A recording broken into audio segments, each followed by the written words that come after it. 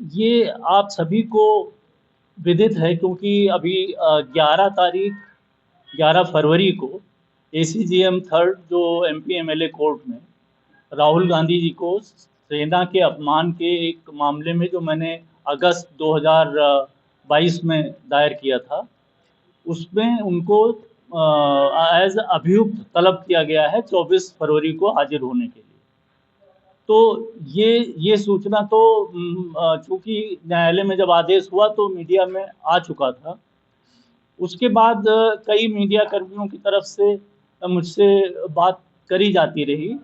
फिर किसी एक पत्रकार ने ही मुझे ये वो दिया, एडवाइस दी कि क्यों ना आप प्रेस क्लब में आ जाइए और एक साथ अपनी बात रख दीजिए। आप वही बात बार बार क्यों रिपीट करेंगे। और जो जो प्रश्न मुझसे पूछे जा रहे थे वो यही थे कि ये केस क्या है, आपका केस करने का मंतव्य क्या है।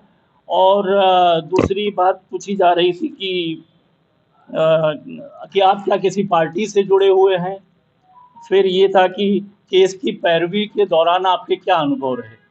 तो मुख्य तौर से यही प्रश्न मुझसे किए जा रहे थे। और चूंकि अलग अलग सभी को ना बताना पड़े, इसलिए मैंने ये उचित समझा कि आप लोगों के सामने मैं आ जाऊं और सभी से मेरी बातचीत हो जाए। तो मैं पहले अपने पहले प्रश्न का उत्तर देना चाहूँगा कि ये केस क्या है। केस ये है कि 9 दिसंबर 2022, 9 दिसंबर 2020 को, एक सेकेंड, वो डेट का वो ना हो। हाँ, 9 दिसंबर 2022 को अरुणाचल प्रदेश के, एक बार रख लो, 9 दिसंबर 2022 को अरुणाचल के तवांग सेक्टर में भारत चाइनीज सैनिकों और हमारे भारतीय सैनिकों के बीच में एक झड़प हुई।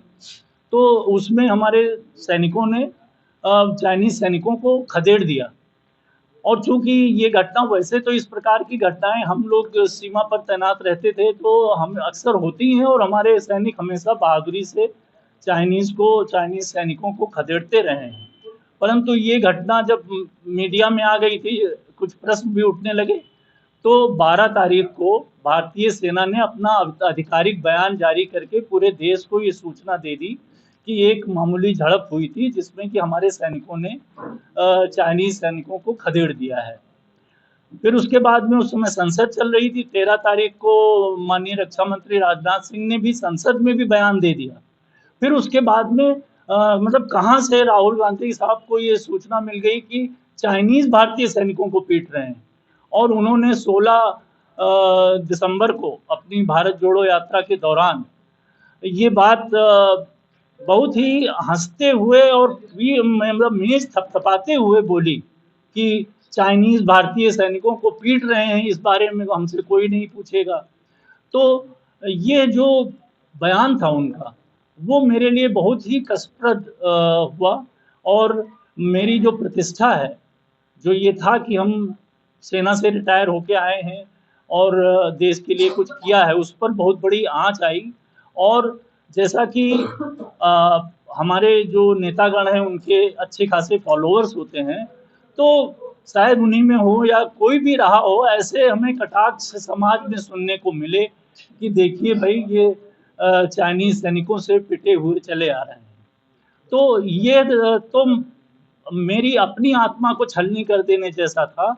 और मैं जानता हूँ इसी प्रकार के भाव और इसी प्रकार के कटाक्ष हमारे सर्विंग सैनिकों को भी झेलने पड़ रहे हैं। परंतु हमारी सेना बहुत ही डिसिप्लिन्ड है, तो वो कभी भी किसी भी प्रकार के राजनीतिक उसमें न पड़ के केवल देश की सेवा में अपना तन मन धन न्यौछावर किए रहते हैं। तो ये वजह थी मेरा केस दायर करने का। कोर्ट में क्या कुछ भी किया? कोर्ट में वही चीज जो मुख्य था, क्योंकि केस क्या है वो तो बिल्कुल सभी को पता ही चल जाता है। ऑर्डर देख लीजिएगा जो 2 पेज का है। केस के दौरान जिसको कि मैंने अभी तक किसी से नहीं बोला था, अलावा कि जो सीनियर पुलिस अधिकारी, या एक पत्र मैंने प्रधानमंत्री जी को बाद में लिखा जिसमें कॉपी दी थी माननीय योगी जी को। तो उसमें मैंने कोर्ट में मेरा कहना है कि देश में एक ऐसी स्थिति चल रही है जिसमें देशद्रोही इकोसिस्टम एक बना हुआ है। एक सिस्टम है जो गवर्नमेंट का इकोसिस्टम है और एक सिस्टम है जो देश प्रेमियों का। वो लोग उसमें पिस रहे हैं।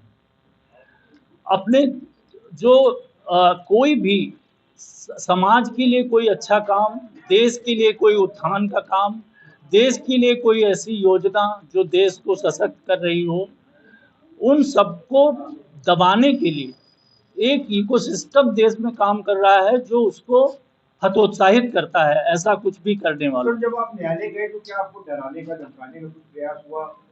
बिल्कुल, मैं जब न्यायालय जाता था तो ऐसा महसूस होता था कि कुछ लोग आस-पास घूमते हैं और कई दफ़े अगल-बगल से लोग ये कहते हुए निकल जाते थे कि ये सब लफड़े में न पड़ोगे वरना पछताना होगा। और फिर एक बार डेट आप लोगों को जो ये दिया हुआ है, मैंने लेटर्स दिए हुए हैं। एक बार तो ये तक कहते हुए एक बंदा निकल गया हमारी बगल से कि आप इन सब चक्कर में ना पड़िए, सारे कनेक्शन सारे लोगों के पाकिस्तान तक कनेक्शन है। उसके जस्ट तीसरे दिन मुझे पाकिस्तान से कॉल आई और मैंने उस कॉल को नहीं उठाया और बाद में ब्लॉक कर दिया।